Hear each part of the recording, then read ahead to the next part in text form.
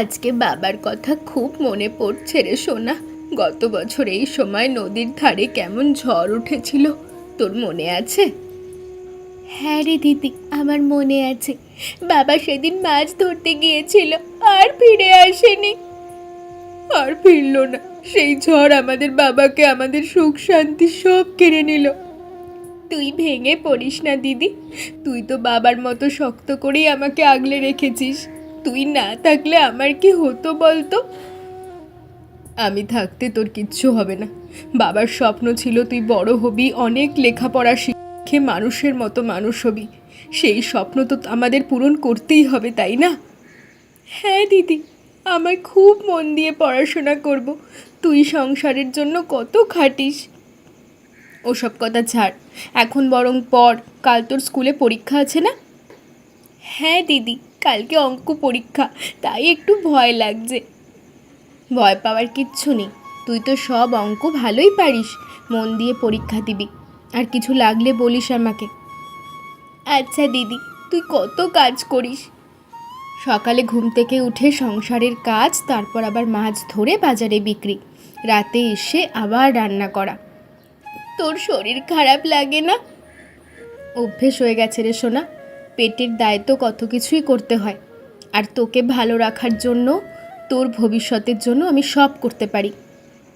তুই খুব ভালো দিদি, আমি তোকে অনেক ভালোবাসি। দেখবি, আমি একদিন তোর সব কষ্ট দূর করে দেব। আমিও তোকে খুব ভালোবাসি সোনা। তুই আমার ছোট্ট বোন নস, তুই আমার বেঁচে থাকার আলো। যা এবার পড়তে বস, রাত হয়ে যাচ্ছে। আচ্ছা দিদি, আমি পড়তে বসছি।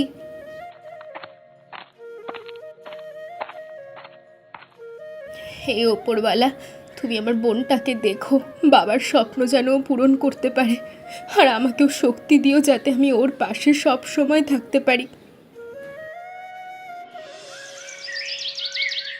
ওরে ও সোনা, কি রে একা কোথায় যাচ্ছিস? সে তোর বাবার বুঝি আর খবর নেই? কাকা, তুমি এসব কি বলছো? তুমি তো জানো আমার বাবা ঝড়ে নিখোঁজ হয়ে গেছেন। নিখোঁজ নাকি পালিয়েছেন? আজকাল তো কত কিছু শোনা যায়। দেনা পাওনার ভয়ে মানুষ নাকি গা ছেড়ে পালায়। কাকা, তুমি মিথ্যে কথা বলছো। আমার বাবা এমন মানুষ ছিলেন না। তুমি তো জানো নদীর ঝড় কতটা ভয়ঙ্কর ছিল। আরে ঝড় তো কতজনেরই ঘর বাড়ি কেড়ে নিয়েছে, কই সবাই তো আর নিখোঁজ হয়নি। আসল কথা হলো ঝড় বৃষ্টির আড়ালে গা ঢাকা দিয়েছে। তুমি কেন এমন কথা বলছো কাকা? তুমি তো জানো আমার দিদি কত কষ্ট করে সংসার চালাচ্ছে, আমার পড়াশোনার খরচ জোগাচ্ছে। যদি বাবা পালিয়েই যেত তাহলে দিদি এত কষ্ট কেন করবে? দেখ, হয়তো তোর দিদি জানে আসল কথা, তবু লোকের কাছে মুখ দেখাতে চায় না। তুমি থামো, আমার বাবার নামে একটাও খারাপ কথা বলবে না। তুমি জানো না আমার বাবা কতটা ভালো মানুষ। আরে বাবা রে, এত রাগ কেন? বললাম তো আজকাল কত কি শোনা যায়, আমার কি দোষ? তুমি একজন নিখোঁজ মানুষকে নিয়ে খারাপ কথা বলছো, তোমার লজ্জা হওয়া উচিত। ওহো, তো বুঝি খারাপ লেগেছে তোর? পাপের প্রতি এত দরদ আগে দেখিনি তো। যাকগে, হ্যাঁ, আমারও তো কথা বাড়িয়ে লাভ নেই। এ কি রূপা, আজ তো দেখছি তোমার দোকানে এলাহি ব্যাপার, এত ইলিশ মাছ কোত্থেকে পেলে? হ্যাঁ কাকা, এবছর ওপরওয়ালার কৃপায় ইলিশ একটু বেশি ধরা পড়েছে। রোজ নদীতে অনেক মাছ হয়। বাহ, শুনেছি তোমার ব্যবসা আজকাল খুব ভালো চলছে। একা হাতে সব সামলাচ্ছ কি করে মা? আপনাদের সকলের আশীর্বাদে সব ঠিকঠাক চলছে কাকা। আর আমার বোন সোনাও তো এখন বড় হয়েছে, ও কিছুটা সাহায্য করে। হ্যাঁ হ্যাঁ, দেখলাম মেয়েটা সেদিন বড় বাজারে গিয়েছিল, খুব কাজের মেয়ে হয়েছে। তা মা, আজকের ইলিশের কি দরদাম? হ্যাঁ, আমাকে দুটো ভালো দেখে মাছ দাও না। হ্যাঁ হ্যাঁ, আসুন, ভালো মাছ দেখিয়ে দিচ্ছি। আর দাম তো জানেনই, যেমন স্বাদে ভালো তেমন দামেও কম। তুমি খুব লক্ষ্মী মেয়ে রূপা। তোমার বাবার কাছে শুনেছি তুমি ছোটবেলা থেকেই খুব বুদ্ধিমতী ছিলে। আজকে তো আর প্রমাণ পাচ্ছি। এত অল্প বয়সে এত বড় ব্যবসা সামলানো মুখের কথা নয়। বাবার আশীর্বাদ আর আপনাদের ভালোবাসাই আমাদের শক্তি কাকা। বাবা থাকলে আজ খুব খুশি হতেন। হ্যাঁ মা, ভালো মানুষ ছিলেন তোমার বাবা, তার অভাব তো আর পূরণ হওয়ার নয়। তবে তুমি যেভাবে সব সামলাচ্ছ তাতে উনি নিশ্চয়ই আশীর্বাদ করছেন। আপনার কথা শুনে খুব ভালো লাগলো। আসুন, এই দুটো ইলিশ দেখুন, একদম পুরো টাটকা, আর আজ সকলেই ধরা হয়েছে। হ্যাঁ মা, মাছ তো খুব ভালো। দাম কত? এই দুটো মিলিয়ে 100 টাকা দিন কাকা। আপনার কাছে আর কি নেব বলুন? এই নাও মা, তোমার ব্যবসা আরও বাড়ুক এই আশীর্বাদ করি। ধন্যবাদ কাকা, আবার আসবেন আমার দোকানে। নিশ্চয়ই আসবো মা, এত ভালো ইলিশ আর কোথাও পাওয়া যায় না। আসি তাহলে, হ্যাঁ।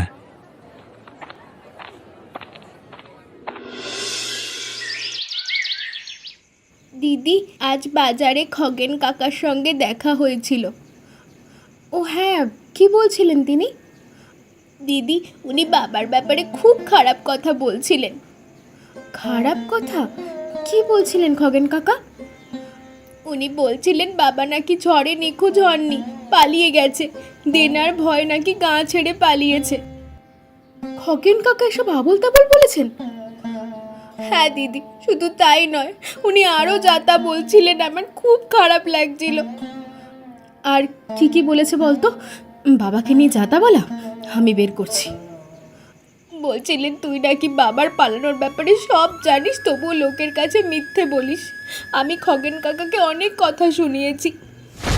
ঠিক করেছিস, এমন কথা শুনলে একদম চুপ করে থাকতে নেই। কিন্তু তুই ওসব কথা একদম কান দিস না তো। না দিদি, আমি জানি বাবা কেমন ছিলেন। উনি আমাদের ছেড়ে কোথাও যেতে পারেন না। ওই ঝড়টাই সব কেড়ে নিয়েছে। কিন্তু খগেন কাকার কথাগুলো আমার খুব খারাপ লেগেছে। কেন উনি এমন বলে বলতো? ধরিস না ওনার কথা। কিছু মানুষ যারা আছে অন্যের দুঃখ দেখে মজা পায়, খারাপ কথা বলে। হয়তো ওনার মনে কোনো বিদ্বেষ আছে। আমি একদম মন খারাপ করব না ওনার মতো লোকের কথায়। যারা সত্যিটা জানে তারা তো জানে, আমার বাবার মতন ভালো মানুষ খুব কম আছে। হ্যাঁ দিদি, বাবার অভাব তো আর পূরণ হওয়ার নয়, কিন্তু যখন কেউ ওনার নামে খারাপ কথা বলে আমি সহ্য করতে পারি না। আমি বুঝেছি সোনা, কিন্তু তুই শক্ত হ।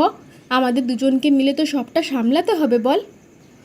হ্যাঁ, খগেন কাকার মতো লোকেদের কথায় কান দিলে আমাদের আরও কষ্ট হবে। আমরা বরাবর ভালো স্মৃতিগুলো মনে রাখি, কেমন? হ্যাঁ দিদি, তুই ঠিক বলেছিস। আমি আর ওসব কথায় কান দেব না। আমার শুধু তুই আর আমার পড়াশোনা নিয়েই চিন্তা। আমি জানি তুই আমার সব কষ্ট দূর করতে পারবি সোনা। তুই আমার লক্ষ্মী বোন। চল এবার রাতের খাবারটা খেয়ে নি, অনেক রাত হয়েছে। আর ওসব বাজে কথা একদম মনে রাখবো না।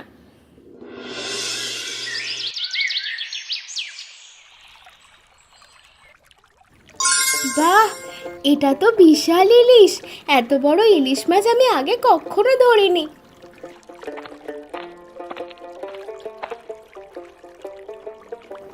কি ব্যাপার সোনা, এত খুশি কেন? আমার জালে আজকে ধরা পড়েছে, দেখো গোপাল কাকা, একদম রাজকীয় মাপের ইলিশ। আরে বাহ, সে তো সত্যি বিশাল। তুই এটা কোথায় পেলি? এই নদীতে তো আজকাল তেমন বড় মাছ দেখা যায় না। আমি একটু ভেতরের দিকে জাল ফেলেছিলাম, যেখানে জলটা একটু গভীর। ভাগ্যিস ফেলেছিলাম। আমার তো এখন বিশ্বাসই হচ্ছে না। তুই এটা নিয়ে কি করবি এখন? রূপাকে দেখাবি? নিশ্চয়ই রূপা খুব খুশি হবে। হ্যাঁ দিদি, খুব খুশি হবে। তবে আমি ভাবছি এটা বাজারে বিক্রি করব। আজকাল ইলিশের দাম তো বেশ ভালো। বিক্রি করবি? একা হাতে পারবি তো এত বড় মাছ বাজারে নিয়ে যাওয়া, দরদাম করা? কেন পারবো না? আমি কি ছোট নাকি? আর দিদিরাও তো এখন মাছের ব্যবসা ভালো করছে। তোর সাহস আছে বটে, কিন্তু আমার মনে হয় এটা আগে রূপাকে দেখানো ঠিক হবে। বাজারে অনেক ব্যাপারী থাকে, ঠকিয়ে দিতে পারে। আচ্ছা, আমি তাহলে এটা নিয়ে বাড়ি যাব আর দিদির কাছ থেকে একটু বুদ্ধিও নিয়ে নেব।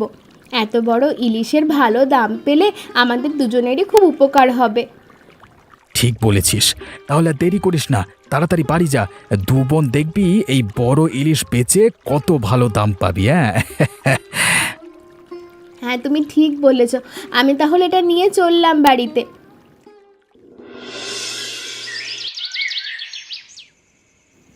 দিদি দেখ আজকে কত বড় ইলিশ ধরেছি, বাজারে সবচেয়ে বড় ইলিশ সেটাই হবে আমি নিশ্চিত। সত্যি তো, এটা তো বিশাল ব্যাপার। তুই একা ধরেছিস সেটা, কি করে ধরলি? হ্যাঁ দিদি, একটু ভেতরের দিকে জাল ফেলে ধরেছি। ভাগ্যিস ফেলেছিলাম, আমার তো বিশ্বাসই হচ্ছিল না। যখন জাল টানলাম মনে হচ্ছিল কুমির আটকেছে। কুমির? যা বাবা। তা এখন এই বড় ইলিশটার কি করবি? খাবি না বিক্রি করবি? বিক্রি করলে তো ভালো দাম পাওয়া যাবে। হ্যাঁ দিদি, আমারও তাই মনে হয়। এত বড় ইলিশ তো সচরাচর দেখা যায় না। ভাবছি কাল সকালে বাজারে নিয়ে যাব।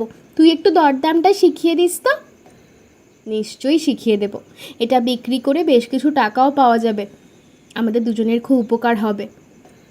কাল দুজনকেই বাজারে যেতে হবে। এত বড় মাছ তো একা হাতে সামলানো যাবে না। আমি তোর সাথে যাব আর তোকে সাহায্য করব। ঠিক আছে সোনা, মাছটা সাবধানে ভেতরে রেখে দে, কাল সকালে বাজারে নিয়ে যাওয়া হবে। আর তুই এবার পড়তে বস। আচ্ছা দিদি, আমি পড়তে বসছি। এত বড় ইলিশ নিশ্চয়ই অনেক দাম হবে, এই সুযোগ হাতছাড়া করা যায় না। রূপার সোনা কি আর পাহারা দেবে? হ্যাঁ, রাতে একটু নজর রাখলেই কাজ হাসিল। এত বড় মাছ ধরলো আর আমি কিনা খালি হাতে ঘরে ফিরি। এবার দেখাচ্ছি মজা।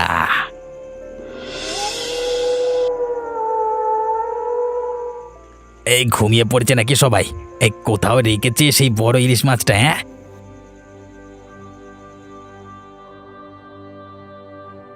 এই তো মনে হচ্ছে এটার ভেতরেই আছে সেই বিশাল মাছ। বাহ, এত বড় মাছ! এই মাছ আর বাজারে যেতে পারবে না, এই মাছ যাবে আমার পেটে। রূপার সোনার পোড়া কপাল। ইয়া!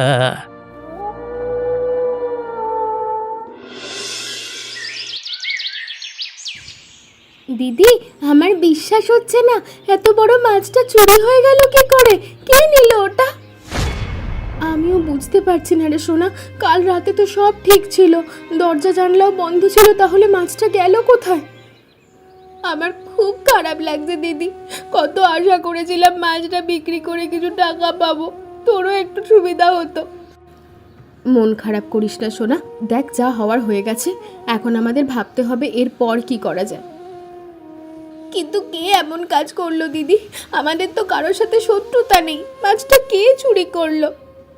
শত্রুতা না থাকলেও খারাপ মানুষ তো সমাজে আছে। হয়তো কোনো চোর বা এমন কেউ আমাদের ভালো দেখতে পারেনি, তাই এটা করেছে। আমার মনে হয়। কি মনে হয় বল আমায়। আমার মনে হয় খগেন কাকা সেদিন বাজারে বাবার ব্যাপারে খারাপ কথা বলছিলেন। খগেন কাকা? তুই নিশ্চিত?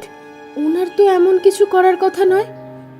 আমি ঠিক জানি না দিদি, তবে ওনার মুখটা আমার মনে আছে, কেমন যেন দেখাচ্ছিল। যদি সত্যি এমন কাজ করে থাকে তাহলে খুব খারাপ হবে। কিন্তু আমরা কি করে প্রমাণ করব? আমাদের কাছে তো প্রমাণ নেই, শুধু সন্দেহ। যা হারিয়েছে তা তো আর ফিরে পাবো না, তবে আমাদের আরো সাবধান হতে হবে সোনা। হ্যাঁ দিদি, এখন থেকে আর বেশি রাতে মাছ বাইরে ফেলে রাখবো না। আমার ভয় লাগছে, যদি আবার এমন কিছু হয়। ভয় পাস না, আমি তো আছি তোর সাথে। আমরা দুজন মিলে ঠিক সামলে নেব। শোন, তুই বরং মন দিয়ে পড় আর বেশি চিন্তা করিস না। আচ্ছা দিদি, তুই সাবধানে যা, তাড়াতাড়ি ফিরিস। তুইও সাবধানে থাকিস আর মন দিয়ে পড়বি, এটাই এখন তোর সবচেয়ে বেশি গুরুত্বপূর্ণ কাজ।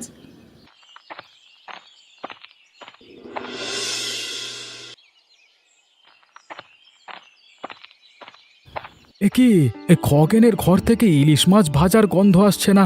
গিয়ে দেখে আসি তো।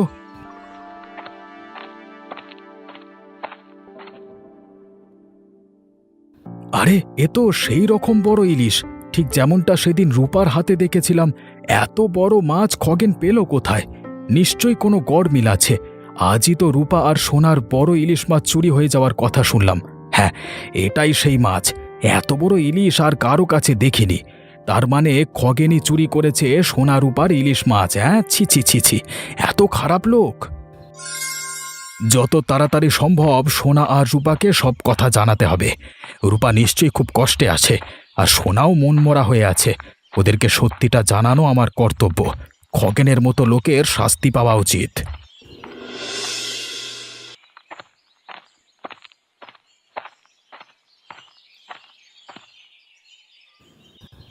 রূপা সোনা, তোরা ঠিক আছিস তো?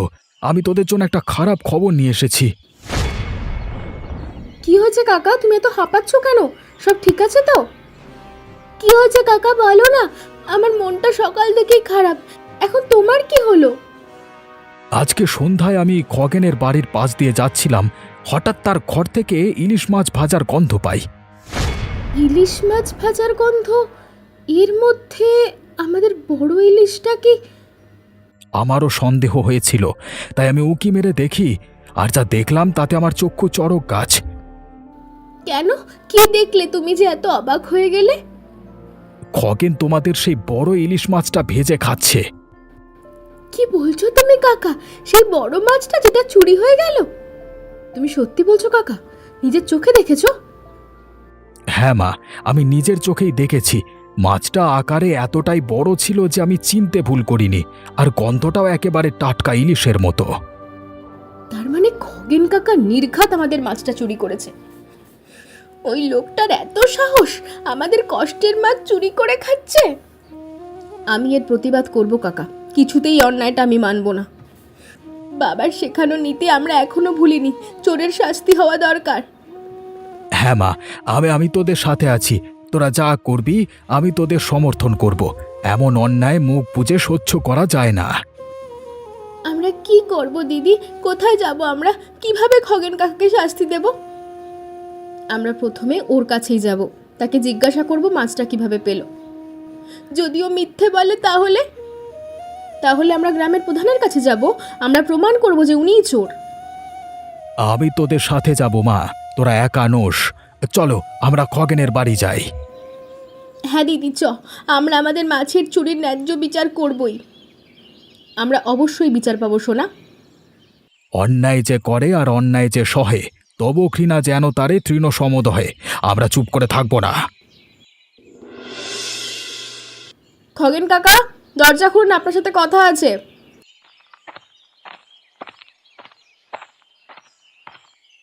কি চাই তোদের? এত সকালে এসে চেঁচামেচি করছিস কেন? আমরা তোমার কাছে আমাদের চুরি যাওয়া ইলিশ মাছের ব্যাপারে জানতে এসেছি।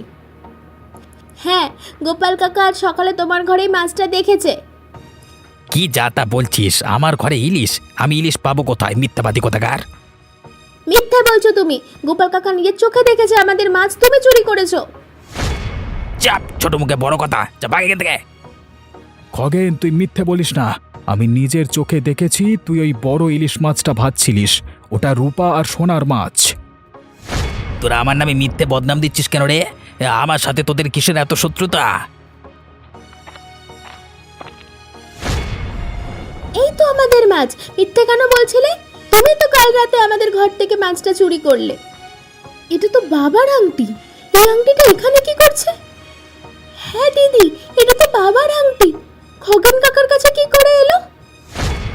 খগেন কাকা, এই আংটিটা আপনার কাছে কি করে এলো? এটা তো আমার বাবার আংটি। আংটি? কোন আংটি? আমি তো চিনি না। একদম মিথ্যে বলবে না। এই আংটি আমার ছোটবেলা থেকে দেখেছি। বলো, এটা তোমার কাছে কি করে এলো? বাবা তো সেই ঝড়ের রাতে নিখোঁজ হয়ে গিয়েছিলেন। হ্যাঁ বলুন, বাবার আংটি আপনার কাছে কেন? আপনি কি বাবার সাথে কিছু করেছেন? না না, আমি কিছু করিনি। তোরা ভুল বুঝছিস। হয়তো হয়তো আমি এটা কোথাও কুড়িয়ে পেয়েছিলাম।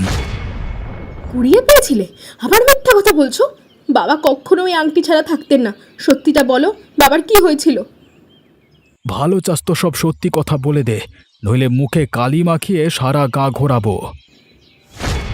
আমি আমি বেড়ে ফেলেছি তোদের বাবাকে। হ্যাঁ, সেই ঝড়ের রাতে তোর বাবার সাথে আমার দেখা হয়েছিল নদীর ধারে। ও অনেক মাছ ধরেছিল, ভালো দামে বিক্রি করে ধনী হয়ে যাচ্ছিল।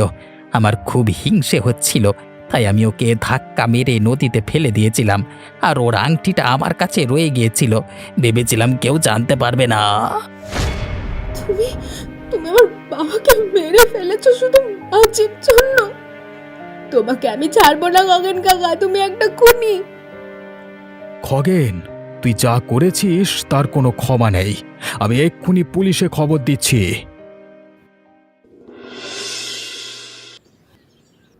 দেখ সোনা, আজ কেমন বড় ইলিশটা পেয়েছি। রান্না হোক, তারপর আনন্দ করে খাবো। রান্না করে খুব ভালো করেছিস। নিজের মাওয়া মাছ না খেয়ে বেচে 1000 টাকা পেয়েও সুখ নেই। ঠিক বলেছিস, দেখ বাবার হাতের রান্নার মতো গন্ধ বেরোচ্ছে, তাই না? হ্যাঁ দিদি, একদম তাই। কতদিন পর ইলিশ মাছ খাচ্ছি। মনে আছে বাবা যখন বড় ইলিশ ধরতেন আমরা কত খুশি হতাম, আর বাবা দুজনকে ডেকে পাশে বসিয়ে খাওয়াতেন। হ্যাঁ দিদি, সব মনে আছে। আজ বাবার কথা খুব মনে পড়ছে। আমারও মনে পড়ছে রে বোন, তবে মনটা আজ একটু হালকা লাগছে, তাই না? হ্যাঁ দিদি, খগেন কাকার শাস্তি হয়েছে জেনে শান্তি পেয়েছি। বাবা যেখানেই থাকুক আজ নিশ্চয়ই খুশি হবেন। নিশ্চয়ই খুশি হবেন। উনি তো সবসময় ন্যায় বিচার চাইতেন, আজ সেই ন্যায় বিচারই হয়েছে। দিদি, এই মাছটা আরো বেশি সুস্বাদু লাগছে। হ্যাঁ রে, আমাদের কষ্টের ফল তো এটা। অনেক দিন পর আমরা দুজনে শান্তিতে খাচ্ছি। তুই এত কষ্ট করিস দিদি, বাবার আশীর্বাদে আমাদের কষ্টের দিন শেষ হবে দেখিস। বাবার স্বপ্ন পূরণ করার জন্য তোকে আমাকে অনেক বড় হতে হবে, আর আমি সব সময় তোর পাশে আছি। আর আমিও সব সময় তোর পাশে থাকবো দিদি। আমরা দুজনে মিলে আবার সব গুছিয়ে নেব।